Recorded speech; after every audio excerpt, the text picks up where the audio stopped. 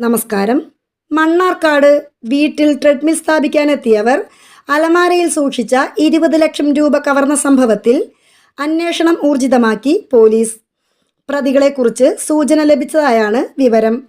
Phone കേന്ദ്രീകരിച്ചുള്ള അന്വേഷണമാണ് പുരോഗമിക്കുന്നത്. തിങ്കളാഴ്ചയാണ് സംഭവം. തെങ്കര മണലടി മുണ്ടോടൻ ഷെരീഫിൻ്റെ വീട്ടിൽ ട്രെഡ്മിൽ സ്ഥാപിക്കാനെത്തിയവരാണ് വീട്ടിലെ അലമാരയിൽ സൂക്ഷിച്ച പണവുമായി കടന്നു കളഞ്ഞത്. ഷെരീഫിൻ്റെ സുഹൃത്ത് വഴിയാണ് ഈ യുവാക്കൾ എത്തിയത്. ഈ സുഹൃത്തിൻ്റെ മൊഴിയും പോലീസ് രേഖപ്പെടുത്തി. വീടിൻ്റെ മുകളിലത്തെ നിലയിലാണ് ട്രെഡ്മിൽ സ്ഥാപിക്കുന്ന ജോലി നടന്നിരുന്നത്. ഈ നിലയിലെ അലമാരയിൽ പണമടങ്ങിയ സൂട്ട് കേസ് ഉണ്ടായിരുന്നു. അലമാര പൂട്ടിയിരുന്നില്ല. ജോലി നടക്കുന്ന സമയത്ത് ഷെരീഫും സ്ഥലത്തുണ്ടായിരുന്നു.